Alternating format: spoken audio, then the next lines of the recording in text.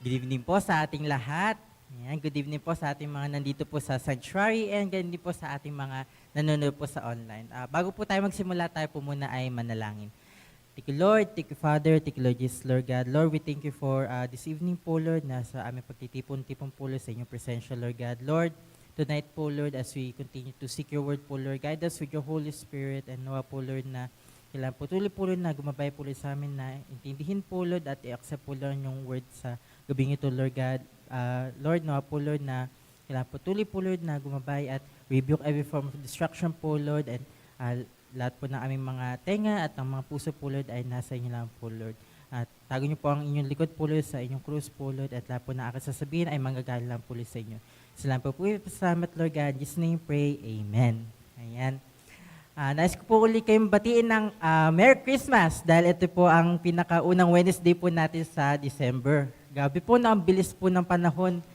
For me po parang kailan naman po yung New Year, yung pagpasok po ng January 1, then ito na po, nasa December na po ulit tayo. Parang sobrang bilis po tayo ng panahon, parang hindi po natin namamalayan na lahat na po ng mga bato, parang malaki na po agad sila. Yung mga places po na pinupuntahan natin, medyo tumatanda na rin po. Then, alam ko po throughout this year po, marami po tayong mga experiences, lalo na po sa ating mga pangailangan o yung mga bayarin po na palagi po nating kinakaharap. And alam ko po na sa challenges na to ay palagi po natin hinahanap po ang ating Panginoon. Punta po tayo sa ating verse sa gabing ito sa Matthew chapter 6, verses 25 to 27. Therefore, I tell you, do not worry about your life, what would you eat or drink, or about your body, what will you wear. It is not life more than food, and the body more than clothes. Look at the birds of the air. They do not sow or reap or store away in barns, and yet your heavenly Father feeds them. Are you not much more valuable than they? Can any one of you, by worrying, add a single hour to your life? So, yun po.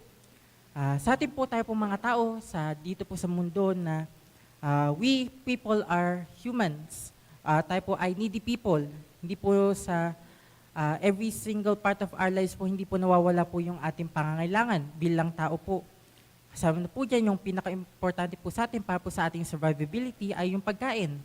Sa atin po, within whole day po, lalo na po yung pinaka-important po na eating time, yung breakfast, lunch, snacks, or merienda, and dinner. Sama na po natin yung midnight snacks. Doon po, sa pagkain pa lang po, doon na po tayo maghahalad po ng ating mga budget o yung ating mga resources po para po sa ating everyday po nakakainin. Mapapaisip na po tayo. Ito po, mga common naisipan po ito ng mga magulang o yung mga nanay po na palagi po niyang iisipin ano ba pwede po niya maihain sa kanilang mga anak or sa kanilang mga pamilya na hindi po magiging magko-compromise po sa kanilang health dahil sa paulit-ulit po na mga greasy food or ano. For example po, Monday, mapapaisip po sa sinigang ba, adobo, giniling, or hotdog. Tuesday naman, afritada ba, pritong tilapia, or sunny side up na itlog. Or Wednesday naman po, fried chicken ba, tinola. Pipiliin po ba or pork or chicken. Kung hindi na po kasya ang budget, baka Lucky Me noodles na lang po ang maihain.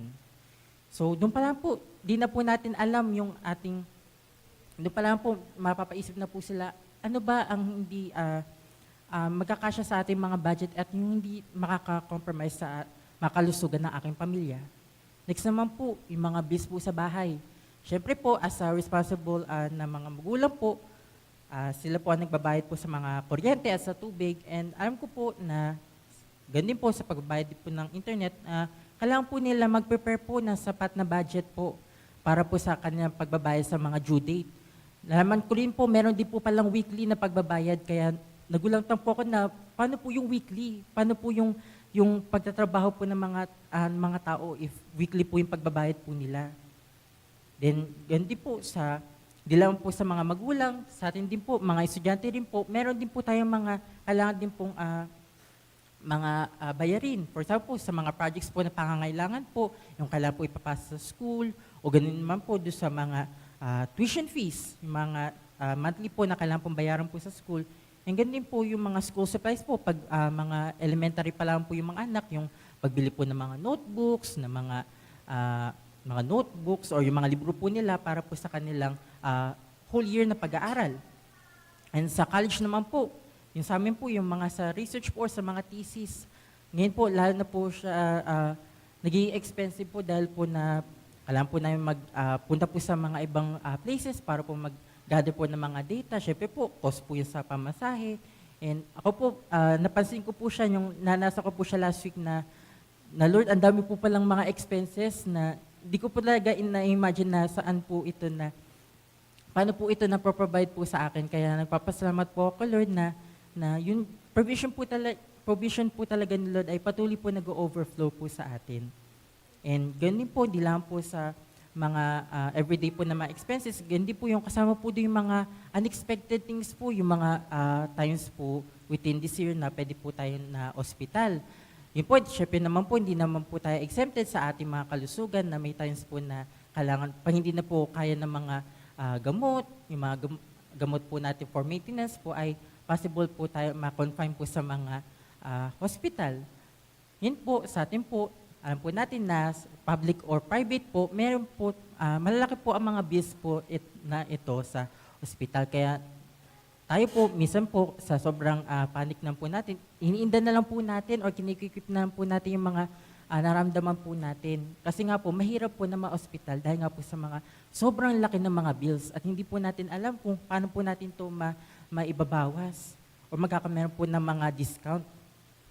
Ganyan po, di lang po sa mga medical bills, ganyan din po yung sa patuloy po nating paglago, yung mga anak po natin, kailangan po natin sila i-provide ng mga damit. Siyempre po, yung iba po, hindi na po magkakasya. And most of the time po na di na po natin alam kung saan na po natin mailalahad yung mga ito.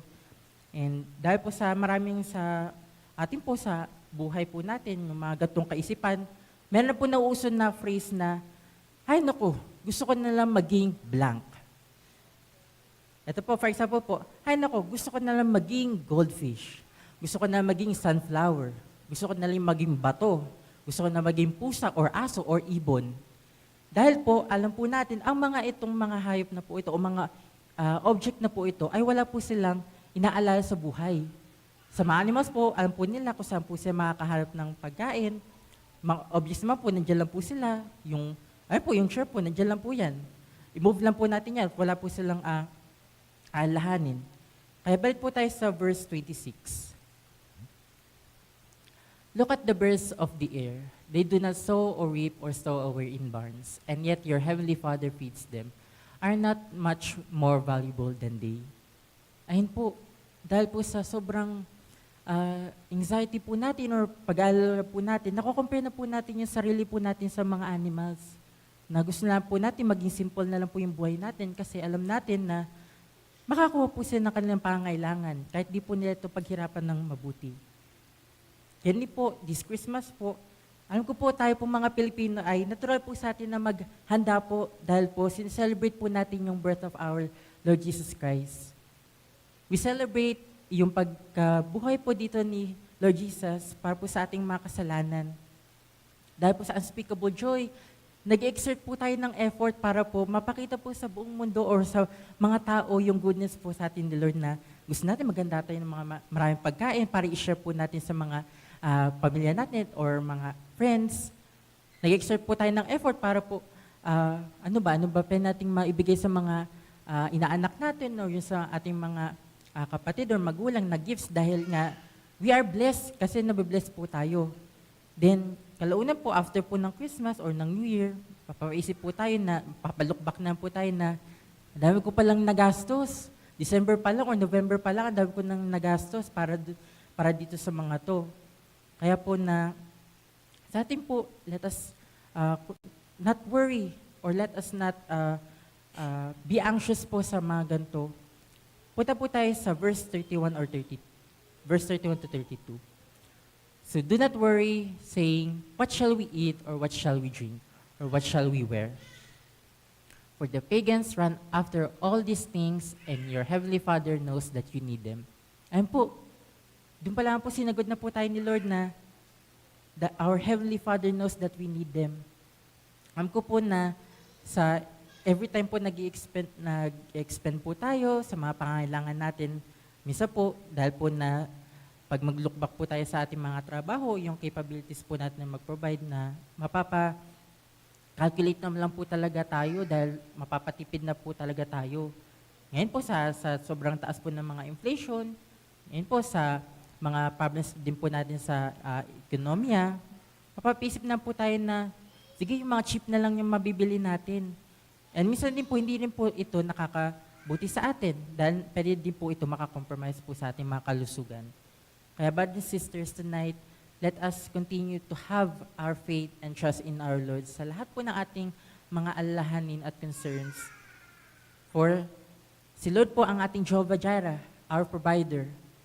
Ay wag po natin hayaan na mga alalahanin na ito ang maging mangibabaw sa ating isipan, kung hindi ang ating faith at pagtitiwala po sa ating Panginoon. Kaya po na sa ating pangamba, let us always remember na si Lord po ang palagi po nandyan para po sa atin. Tayo po mo ay manalangin.